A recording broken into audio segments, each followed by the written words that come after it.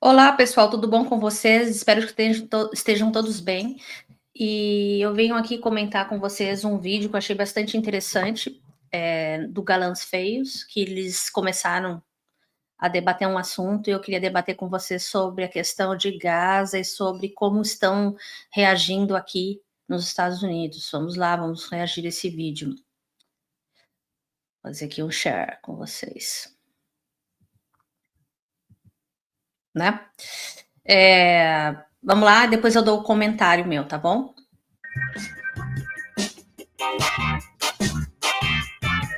Vamos falar um pouco.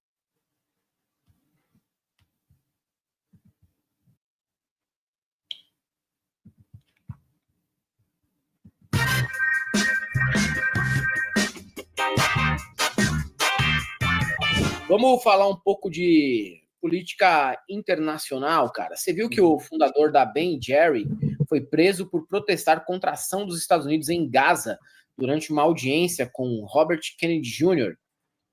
Vi, comprei um pote de sorvete aqui que é caro para um caralho, mas eu comprei só para honrar a coragem desse maluco. De verdade, não. De verdade, muito corajoso. Um dos fundadores da Ben Jerry. É muito caro? É muito caro. Mas vamos falar a real aqui? A real. Os produtos alimentícios industrializados, ultraprocessados, doces, ficaram com uma qualidade muito ruim nos últimos anos. Você não consegue comprar um chocolate da Mondelez, da Nestlé no mercado, comer sem ter nojo daquilo, porque parece parafina com açúcar. Tudo de baixíssima qualidade. Tudo muito, muito, muito ruim, tá? A gente vivendo aí uma espécie de estagflação, que se diminui o tamanho, muda a fórmula para ficar mais barato e o gosto é intragável. Ninguém aguenta mais. Mesma coisa para sorvete. Eu nunca fui um cara de comer muitos doces. Não sou muito chegado em doce. Porém, quando eu quero comer um doce, eu vou lá no mercado e compro um sorvete da Ben Jerry. 40 e poucos conto, 39 conto. Cara, é 2, 3 vezes no ano que me dá essas vontades. É muito melhor você comprar o sorvete de 20 conto, 15 conto, chegar em casa, comer uma gordura hidrogenada com açúcar, com aquele gosto rançoso, porque não vale mais a pena. Eu até acho melhor, cara, que se come menos, entendeu? E come melhor. Come menos e come melhor. Porque não tem como mais, mano. Definitivamente, bolacha, chocolate, doces em geral, biscoitos, salgadinhos, não dá mais, cara. Segura a grana aí que você compraria 3, 4 sorvete desses aí que não vale mais nada, vai comprar um de marca boa, mano. Na moral mesmo. Na moral é isso aí. Na moral é isso aí. Você vai fazer um favor pro seu paladar. Eu espero que o paladar de vocês não esteja morto e não tenha percebido isso. E você vai fazer um favor para si mesmo, né? Que não vai estar colocando dentro do seu corpo o pior lixo possível que tem na indústria alimentícia. Então, é caro, mas vale a pena. Vale a pena. De vez em quando, de vez em nunca, vale muito a pena, cara. Vale muito a pena. Feito aí esse grande parênteses de quase um texto inteiro sobre a indústria alimentícia que tá um nojo aqui no Brasil, um nojo, tá? Tem um cara que o cara me chamou de elitista, não sei se é ironia. Cara, pode chamar de elitista, não tem como comer. Não tem como comer. Eu me recuso, prefiro comer arroz, feijão, bife, salada, chupar uma manga, comer uma banana, cara, do que comer esse tipo de doce que vende hoje no Brasil. Ben Cohen foi motivado a protestar pela chegada de manifestantes à sessão. Horas depois, nas redes sociais, ele explicou que levantou para dizer que o Congresso americano está matando crianças em Gaza ao comprar bombas. Eu não sei, não pesquisei, mas pelo nome, Calejão, me diga aí, um Benjamin Cohen, qual a chance dele ser judeu? Gigante, eu acho que ele é. O Ben Cohen, ele é judeu, sim. Pelo menos de família, né? É judeu. Acho que ele provavelmente é, né? Vamos ver aqui as imagens.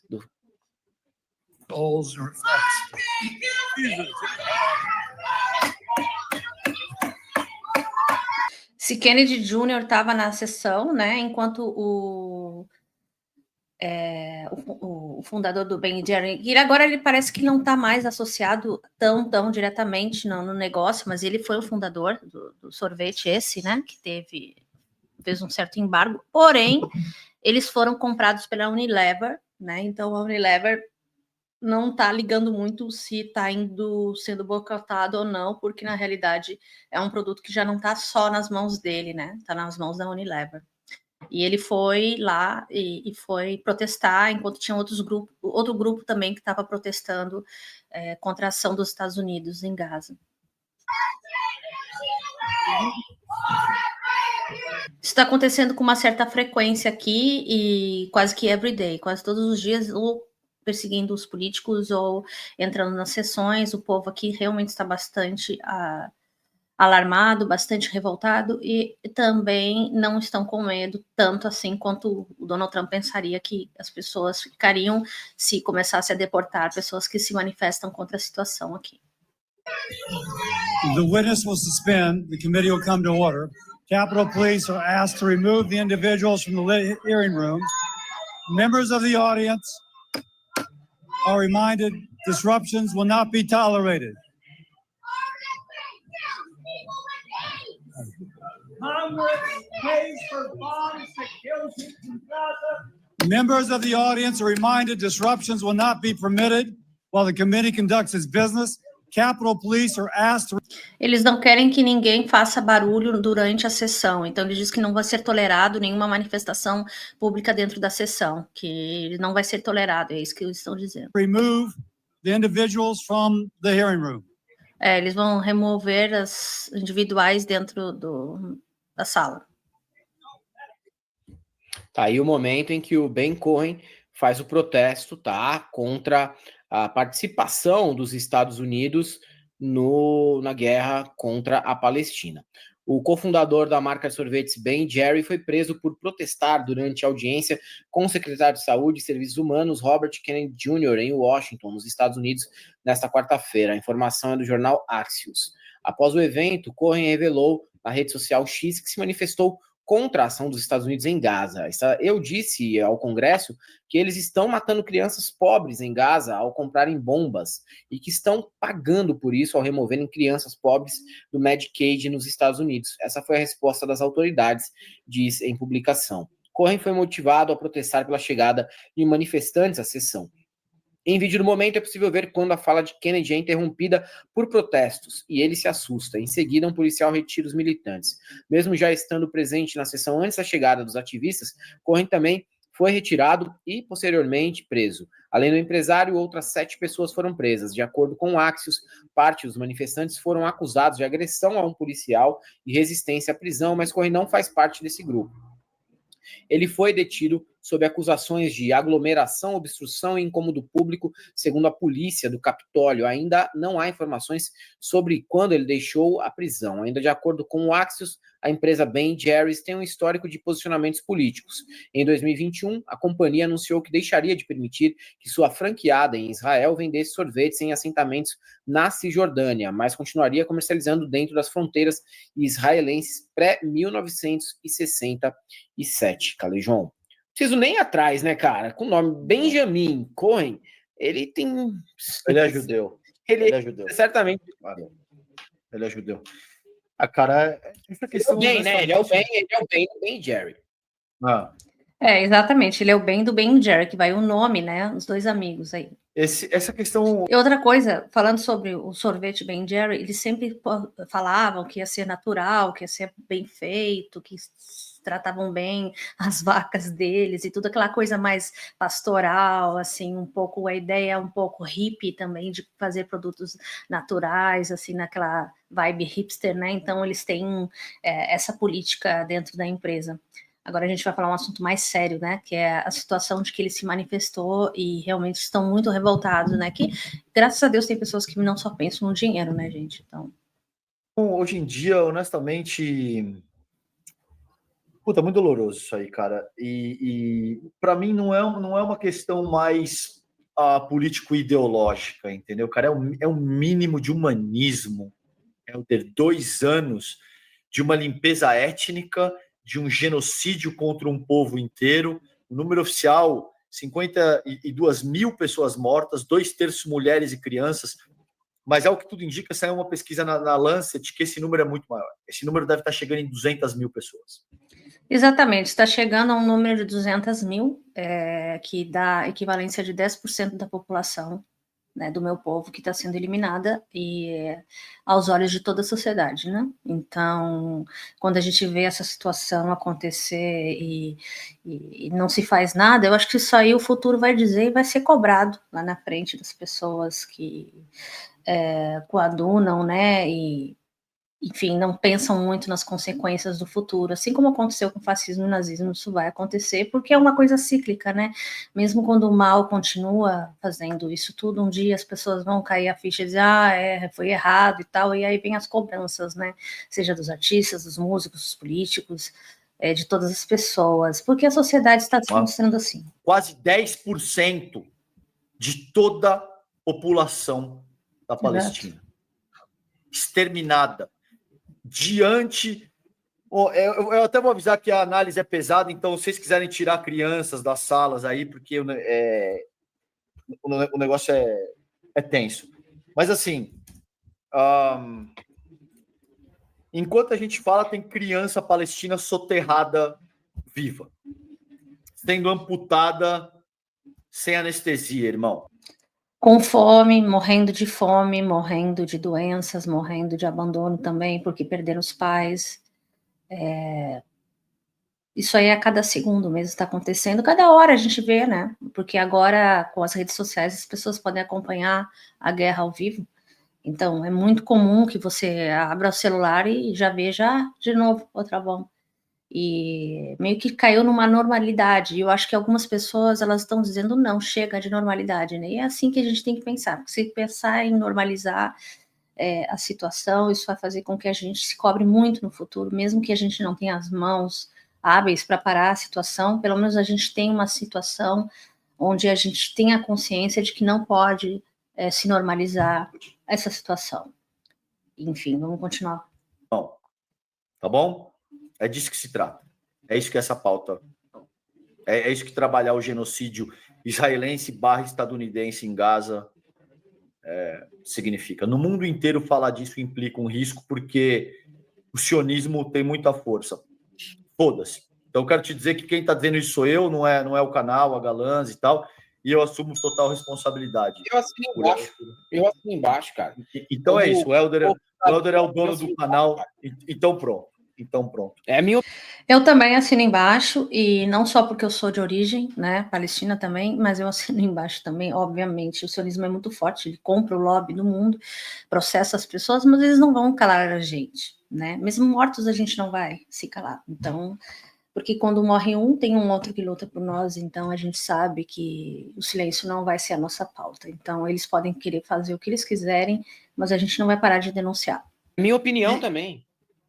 Entendeu, cara? E assim, aí você pega um cara desse, que é um culhardário judeu, e que compra uma treta dessa e vai para cima e foda-se. Por quê? Porque o cara tem um mínimo de humanismo no coração. Ele não aguenta mais 2 anos de limpeza étnica.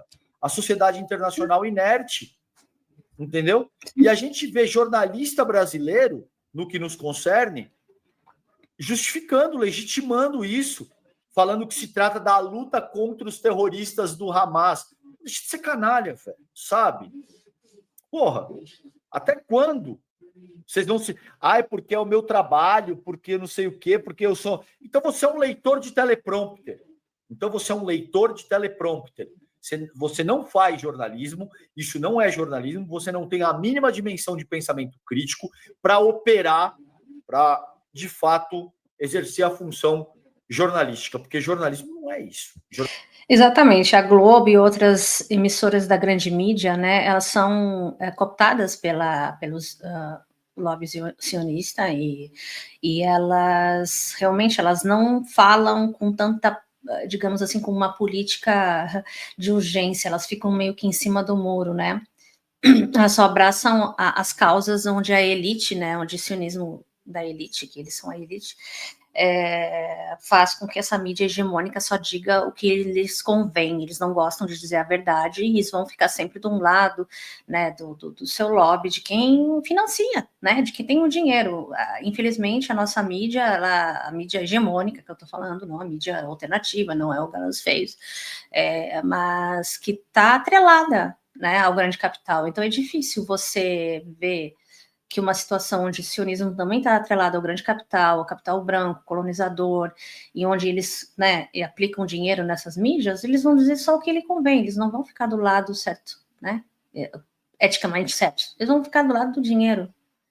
A gente sabe disso, por isso que é tão importante termos as mídias alternativas aqui, para a gente não se calar e continuar, porque eles não vão fazer esse papel por nós, infelizmente, eles vão continuar deseducando as pessoas e omitindo as verdades. Quando aconteceu na ditadura foi a mesma coisa, é assim, porque foi todo um financiamento, né? A televisão foi financiada, né, por isso, pelo governo, pela situação, então, infelizmente, né, o grande capital manda nas notícias da televisão e uma grande parte do sionismo, né, a IPAC aqui dos Estados Unidos e todos eles que têm muito dinheiro, muito dinheiro, e eles podem mandar no que você pode falar, o que não, você não pode falar, vão ficar a favor do Israel não, e contra os outros estão todos terroristas, né, que não foram a favor de Israel. Jornalismo não é ler teleprompter, tá bom? Não E deveria mesmo ser, né? Mas é o que ou se não transformou. deveria ser. Transformou ainda com um outro adendo, Calejão, do jornalista se achar mais importante que a notícia, que a gente vê o tempo inteiro também, mas continue. Não, é isso, cara. Então é revoltante pra caralho, porque você vê um dia sim e outro também, os maiores veículos de comunicação, a Globo, Globo News, o Jornalão, entendeu, cara? Justificando essa porra como se fosse algo razoável. Primeiro, como se toda a questão tivesse começado no 7 de outubro, como se não já existisse um processo, pelo menos desde a Nakba, em 1940. Na realidade, já começou desde antes da Nakba. A Nakba foi no ápice, né, da expulsão dos palestinos sobre os seus territórios, né, onde eles começaram a expandir. Enfim, eles não só, antes de expandir, eles tomaram as casas, lugares que já existiam, e depois começaram a expandir por terra, e essas pessoas tiveram que fazer o caminho que Nakba quer dizer o grande desastre, o grande, né, a grande comoção negativa que houve, né? Então, literalmente, foi um terror que aconteceu, um grande terror para as pessoas, assombroso. Por isso se chama Nakba. E agora mesmo, alguns dias atrás, se faz, enfim, né? Esses mais de 70 e poucos anos disso, né? Então, a gente sabe que os palestinos são um povo permanentemente refugiado. Eu sou filha de uma família de refugiados também, porque nós viemos de uma situação eterna de Nakba, de expulsão. Enfim, vocês sabem que o sionismo manda lá, então eles realmente vão expulsando as pessoas de lá, e a gente, por medo, a gente sai.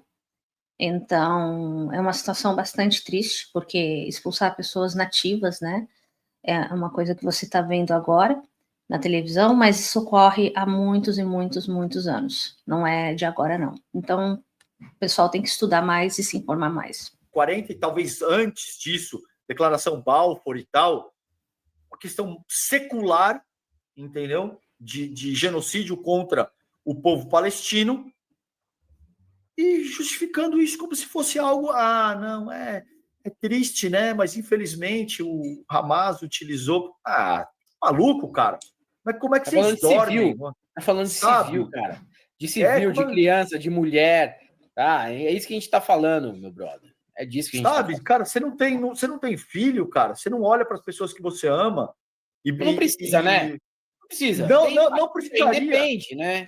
A questão é de ser uma pessoa empática. E, para além disso, eles falam, vamos pegar os terroristas e tal, mas eles estão jogando bombas em pessoas, crianças e mulheres, na sua maioria, pessoas que estão nas suas casas ou transitando na rua, de maneira que não tem nada a ver. Ao mesmo tempo, eles têm uma pauta lá dentro do próprio governo israelense que todos devem morrer porque todos estão ali juntos com eles. As crianças também têm que morrer, entende? Então, é uma coisa assim, ilógico. E a gente vê muitos comentários de pessoas pró-Israel, de evangélicos pró-Israel, sem saber, ou pelo menos eu acho que eles nem ligam para a questão de crianças. Eles têm família e tudo, mas eu acho que não sendo as crianças deles, está tudo bem, nós não somos humanos, né? Para eles é desumanizar o povo palestino é uma coisa mais que lógica, até porque assim fica bem mais fácil, né, para a solução final, né? Exato. Mas, porra, é muito louco, Helder, o malabarismo semântico, retórico e o nível de estupidez dessa gente. Em última análise, o genocídio segue porque existe um certo nível de aceitação junto à sociedade internacional. Não tem a menor dúvida. Hein? Você sabe, por exemplo, que houve... Eu conversei isso também com o Jamil Chad no ar, no N1. Houve... Você conhece o genocídio em Ruanda, certo? Sim, O massacre que aconteceu na década de 90 em Ruanda. Aquilo foi viabilizado porque existia um empresário chamado Felicien Kabuga, que tinha muita grana e tinha uma rádio que se chamava Mille Collines. E ele utilizou essa rádio para disseminar uma mensagem de que uma das etnias eram baratas e, portanto, deveriam ser aniquiladas. E aí você teve... O número total é desconhecido, mas centenas de milhares, quase 1 milhão de pessoas que foram exterminadas a golpe de porrete e a golpe de facão. Na verdade, eles mataram muitas pessoas em Ruanda com machadinhas, né, decepando as pessoas. Foi uma etnia contra a outra, foi uma coisa horrível. Entendeu? O que está acontecendo falam um número bem próximo de 1 milhão mesmo, né? Número bem próximo de 1 milhão. A golpe de porrete e facão. Todo processo que precede a viabilização de um genocídio dessa natureza é profundamente da seara da comunicação.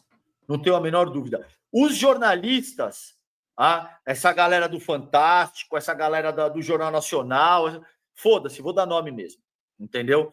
Que passa pano todo dia pro genocídio em Gaza, tem as mãos sujas de sangue de crianças, de mulheres, de criança que está sendo amputada sem anestesia, de milhões de crianças que estão perecendo sem água, sem saúde, sem comida. A mão de vocês está suja de sangue. Até quando vocês vão seguir endossando isso, passando pano, porque eu tenho que defender meu emprego? Porra, sabe, velho? Qual o limite ético de vocês para defender os seus empregos e as suas casas no litoral norte aqui de São Paulo, onde quer que seja? Bom, enfim, é isso que eu tinha para dizer. Cara, é de enojar, né, Calejão? Você tem razão, cara. Eu assino embaixo de tudo que você disse aqui. Inclusive, você citou, né, o genocídio em Ruanda. Tem aquele filme, o Hotel Ruanda, que mostra, né, cara, como que foi o massacre e tudo mais. O massacre dos Tutsis, né? Pelos Hutus. Isso, os Hutus, E aí chega ali o pessoal para salvar, o pessoal pensa, não, vai ter uma intervenção externa, não sei o quê. Não, os caras chegam ali para levar embora os jornalistas, a mídia, os estrangeiros, o pessoal que estava em Ruanda, mas era estrangeiro, e o pau torando lá, cara. O negócio continuou daquele jeito, em Ruanda, sangue escorrendo por todos os cantos. Quem não assistiu o Hotel Ruanda, assista aí, que é um filmaço, né, cara? Com Don Cheadle, Joaquin Phoenix, Nick Nolte. Bom filme, cara. Assistam aí, que é um filmaço. E lógico que você não vai entender tudo, ninguém aqui é especialista no assunto, mas se você vai ter uma ideia, caso você não tenha visto ainda, muita gente deve ter visto, vai ter uma ideia do que rolou ali, né? E agora a gente tá vendo mais uma vez isso acontecer, e de novo, né, Calejão? De novo, as pessoas fazendo pouco caso do que tá acontecendo por lá. Muito pouco caso, muito pouco caso. Tem gente que foi viajar para conhecer Israel no meio da guerra, viagenzinha paga, com todas as despesas cobertas por judeus aqui do Brasil. É esse o escárnio que a gente vê rolar, cara. A pessoa vai e faz um vídeo dizendo, não, mas eu fui pelo profissionalismo. É o lobby, né? Como eu falei para vocês, o lobby também que compra essas pessoas, né? Eles já fazem isso tudo para que você fique dependente deles, né? Como é que você vai dizer não? Vai acabar defendendo eles, né? Eles estão pagando tudo. Pelo jornalismo, não tinha nenhuma obrigação de tomar lado. Pra cima de nós, cara. Calejão, pra cima de mim, pra cima de você, velho. Porra, a gente pode não ser os caras mais malandros do mundo, mas a gente já tem a idadezinha, tá? para saber que as coisas não funcionam assim, não. Nem para você ganhar uma viagenzinha para ir no estúdio de cinema, conhecer o set de gravação de uma série e de um filme, você faz isso com a produtora estando desinteressada com a sua opinião que vai vir depois. Dependendo da tua opinião, você não é mais chamado. Ok? Mesma coisa, gravadora. Vamos levar você para conhecer a nova cultura pop do momento. Precisa falar nova. Chega lá e você faz um review do disco. O disco é uma merda. Você nunca mais é chamado. Por que você acha que não tem mais crítica musical e crítica cinematográfica? Porque você não é chamado. Você não é chamado para ir na cabine, você não é chamado para ir no estúdio, você não é chamado para entrevistar a estrela do filme. Imagina você indo para uma viagem para Israel com tudo financiada por judeus brasileiros. Mano, não, eu tenho a liberdade de falar o que eu quiser. Tá bom, cai quem quer. Exatamente, não tem. E a gente sabe quem está fazendo isso, organizações como Stand With Us, você tem gente que foi do exército israelense sendo retratado, André Last, a gente sabe que é um cara que não é isento, entendeu? Que é um cara que tem um posicionamento absurdamente pró-Israel, porque ele foi do exército israelense, inclusive, e a grande mídia, agora não tenho visto mais, mas sistematicamente eu via esse cara como se ele fosse um analista ponderado. Cara, francamente, mano, entendeu? Assim. Francamente, viu? Francamente. Essa situação. Esta é a situação, né, que acontece lá, e a gente sabe muito bem que se não for pela gente, a gente mesmo lutando, né, a grande mídia não vai fazer isso no nosso lugar. A gente tem que ter a noção de que isso está acontecendo, né, sobre os nossos olhos a gente está vendo todos os dias o que está acontecendo, a gente nem precisa dessa mídia hegemônica mais para nos manipular, a gente tem chance de buscar, mas tem muitas pessoas que consomem isso, né, e eles pagam os lugares, como ele falou, eles pagam os lugares para debater, eles são a voz da razão, a voz do que é certo, e eles não escutam direito o outro lado, ou nem escutam o outro lado. O outro lado, quem é que vê palestinos aos montes falando na televisão? Não existe, né? Ou pessoas que são a favor, enfim, de acabar com a guerra, com o cessar-fogo lá. Então, a gente sabe que a mídia fica muito em cima do muro e a gente não pode confiar, né? A gente tem que confiar na mídia alternativa, nos outlets que são fora desse jogo político de lobismo interesseiro, né, de uma mídia hegemônica que sempre colocou eles como só eles as vítimas e os outros são os culpados. Enfim, eu queria só debater isso com vocês, ver o vídeo deles com vocês e também, né, dar um pouco do meu posicionamento sobre essa situação. E para mim é bem incomodante falar sobre isso. Às vezes eu falo de política brasileira, política americana, que está intimamente ligado também, porque o mundo todo se conecta de alguma maneira, os Estados Unidos mais do que nunca, né, porque ele que financia essa guerra, israelenses só puxam um gatilho e executam. Então a gente sabe que todo é um processo de dominação mais escancarada através das mídias sociais, da internet. A gente está vendo isso com maior e melhor clareza.